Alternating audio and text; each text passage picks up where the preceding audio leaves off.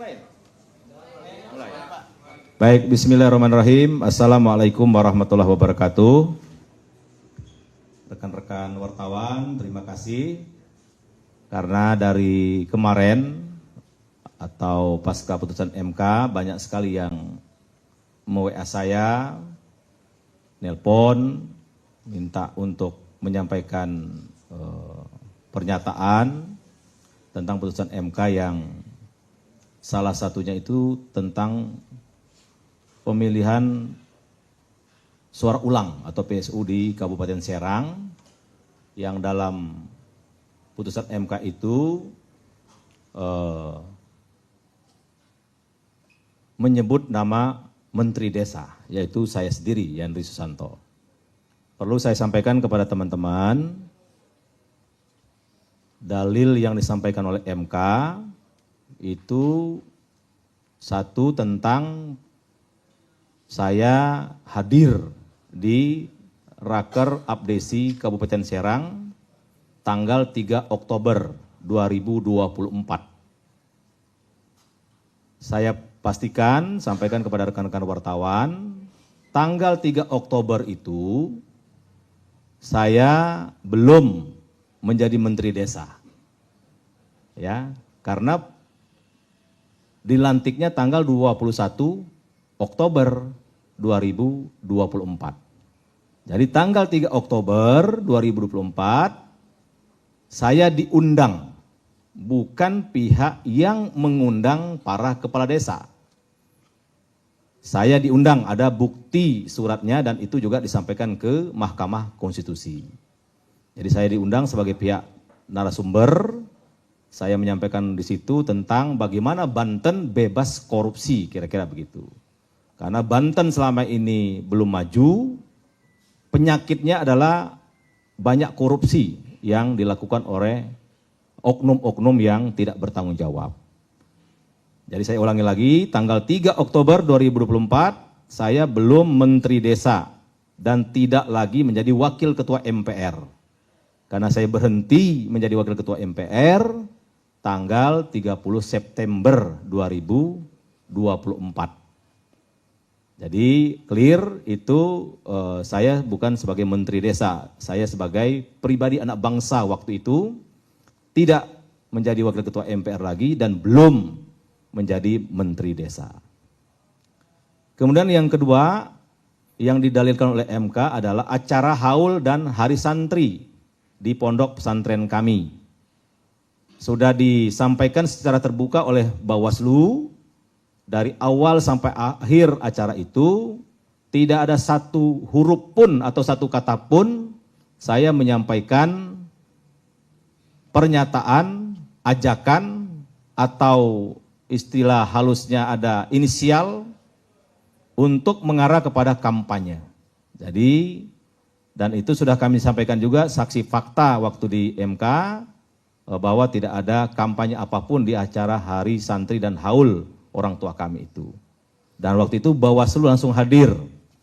Dan peserta haul dan hari santri itu dari banyak provinsi, dari banyak kalangan. Dihadiri oleh anggota DPR RI, ada tamu dari Jawa Barat, dari Lampung, dari Bengkulu, dari Jakarta, dari kabupaten kota Banten yang lain, dari Pandeglang, Kota Serang. Intinya bukan hanya warga Kabupaten Serang. Ada rektor hadir, ada PJ Wali Kota hadir, ada Sekda hadir. Jadi itu memang betul-betul murni acara haul dan hari santri. Dan sekali lagi Bawaslu langsung mengawasi dan menyatakan memang tidak sama sekali ada kampanye. Nah, yang ketiga yang mereka dalilkan adalah kunjungan kerja saya sebagai Menteri Desa ke Kabupaten Serang. Ini alhamdulillah saksi fakta mereka penggugat yaitu pihak Andika, Saudara Hulman, kepala desa yang mereka hadirkan.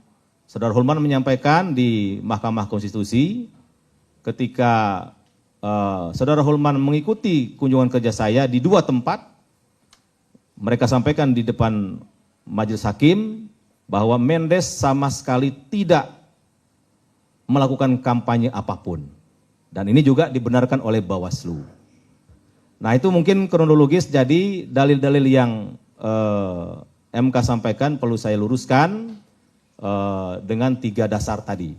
Tapi karena Mahkamah Konstitusi sudah memutuskan, sifatnya final dan mengikat, tentu kita hormati. Kita hormati dan saya dapat laporan, karena saya sekarang masih juga ketua tim Pilkada DPP PAN, bahwa partai koalisi di Kabupaten Serang, yaitu Gerindra, PAN, PKS, dan lain-lain, insya Allah siap untuk mengikuti perintah Mahkamah Konstitusi, yaitu pemilihan suara ulang di semua TPS.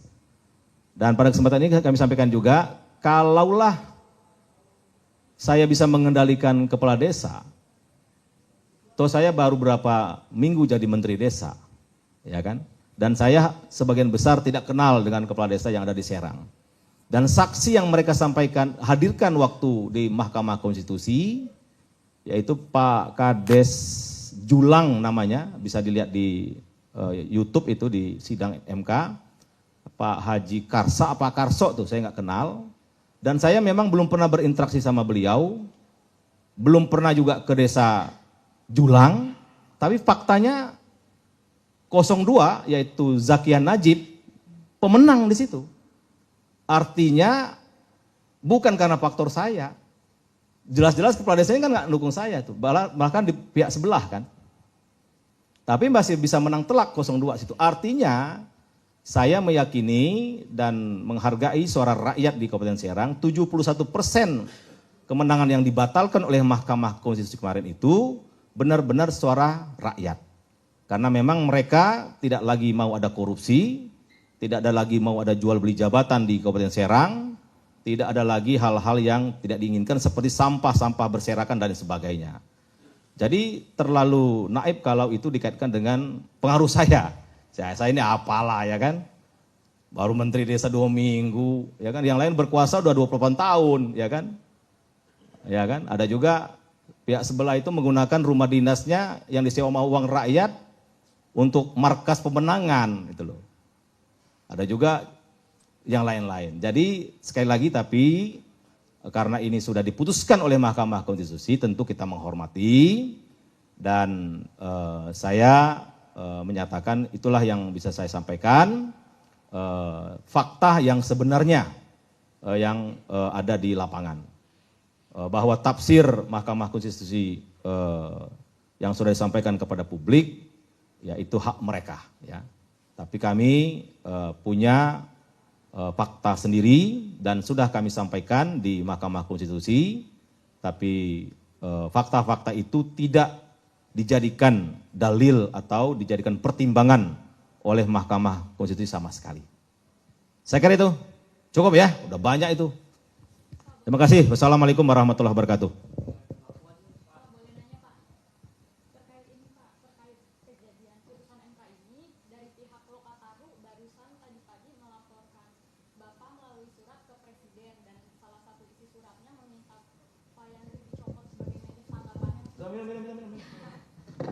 Minum, cukup ya.